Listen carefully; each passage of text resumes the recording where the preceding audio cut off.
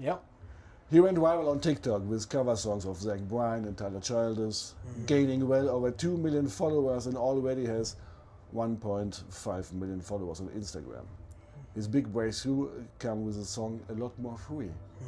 Max McNown is here and we are talking for country.de. Welcome to Germany, welcome to Berlin. Thank you. It's so awesome to be here in person. Yeah. Yeah. Would you like me to look at you or look at the camera when I'm answering? You can. I'll look at you. Yeah, we're having a conversation. Everything Perfect. is fine. Perfect. Everything is fine. Yeah.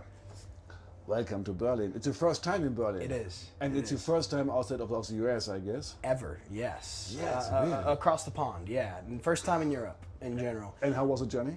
How was it so far? Yeah. Really good. Really good. Yeah. I mean, we were talking earlier. I mean, beautiful weather. Beautiful weather, beautiful architecture, and just it's this area specifically in Berlin is beautiful. Yeah. Wow, amazing.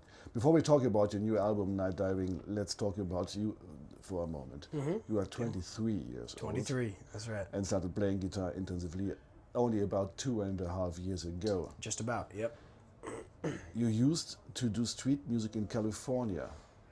Is it true that you made over $90 in the first hour of your first time? That's how the story goes, yeah. And I was working at a coffee shop, Starbucks, and I was making almost 20 an hour there. And I made almost 90 in about an hour and 15 minutes-ish. And I also got a taco, and I got a girl's number and wrapped up in a $5 bill. And those are kind of the three things that you need in life, you know? So I knew there was something to this music thing. Amazing story. How did you come up with the idea to go to California? It was more of just kind of an escape. I just wanted to kind of explore something new. I was 21 and I had been just, living at my family's home for a long time, and I just felt like it was time to kind of gain some independence and try my hand at this whole adulting thing and life thing. And so I moved to California. I had no intention of playing music, and a couple things happened. My dad gave me his old guitar before I left, and I had a friend from Starbucks really encourage me to just go sing on the street, and that's where it started. Great.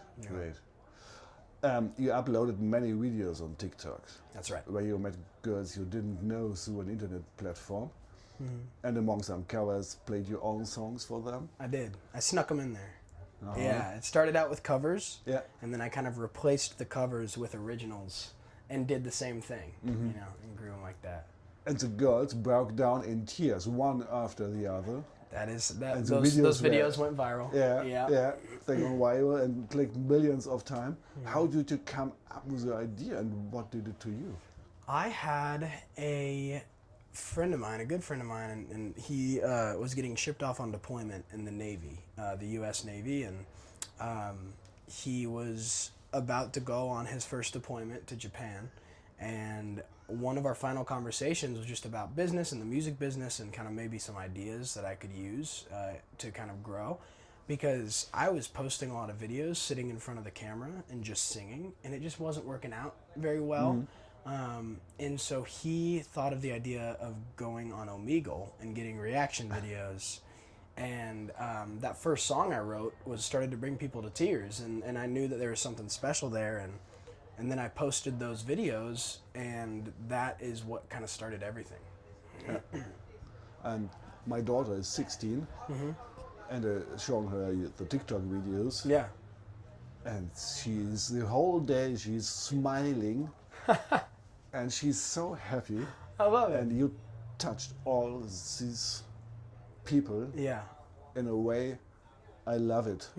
Yesterday, it's very special. You played at the Bluebird Cafe in the Passionskirche in Berlin. Yes, the first show I ever played in Europe. Yeah. And I got goosebumps. You were there? Yeah. Awesome. It was awesome. Thank you. So great. Yeah, that's a very awesome venue and place and church, and it's a special thing. Just the photos, looking back at the photos of just the backdrop, it's probably the most beautiful place I've ever played in my life. Yeah, number one. It's a Berlin Wyman. Yeah. Yeah. Maybe. In April 2024, your first album Wandering was released. That's right. which we listened to with great pleasure, a great album. Last summer, you celebrated your debut at the Grand Ole LP. Yep. Now you are playing your first headliner tour, and almost all the concerts are sold out.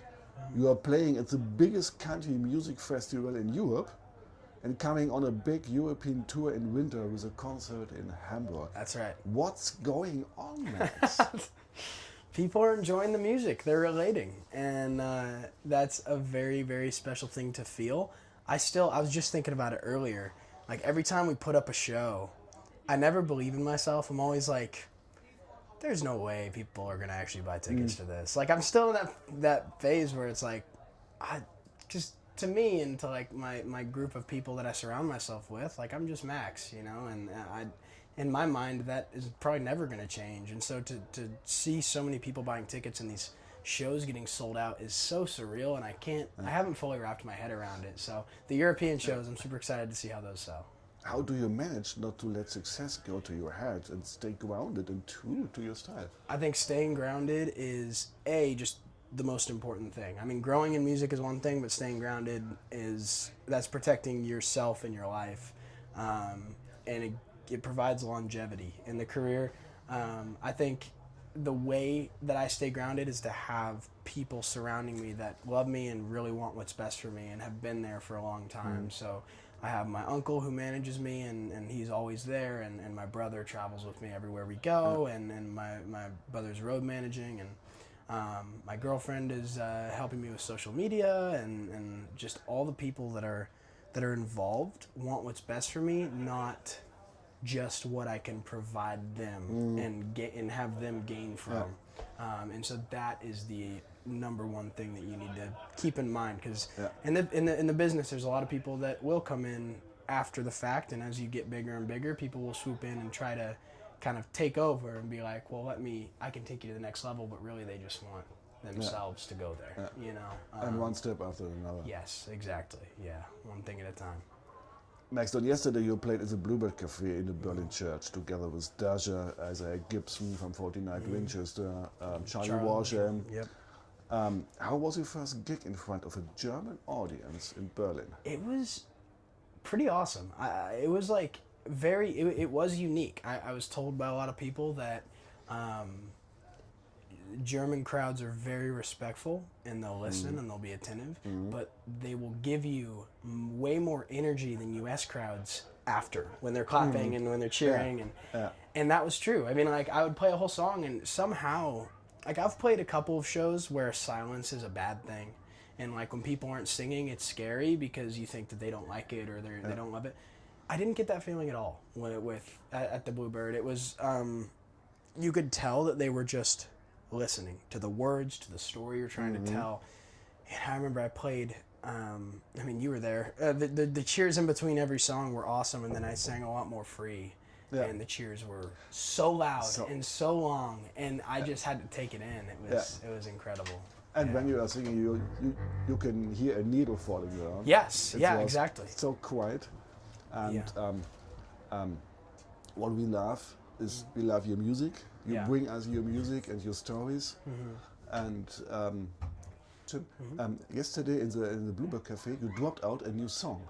I did, yeah. Call Me If You Miss Me. Yeah. It is released now. It released technically at 6 in the morning this morning, because the time zones are all different over here. But Call Me If You Miss Me. I played it there. I've been playing it around the C2C Festival. It's a really special song to me, and it's really fun. Wonderful, great. Yeah. Thank you very much, Max. We are very happy to hang with you. To meet in person. Berlin and meet in person. Yeah. Thank you very much. You told me we would, and I didn't know if that was true or not. I was like, I hope you find me. There's a lot of people here. Yeah, that's true. And later, after your show at the Uber Hall, we have to drink a beer or 2 or 3 or something like 7. that. Yeah. Or 7. Yes. Sounds good. Thank you so much. Awesome. Awesome. Appreciate you, my friend. Thank you, my friend. Thanks you. Good.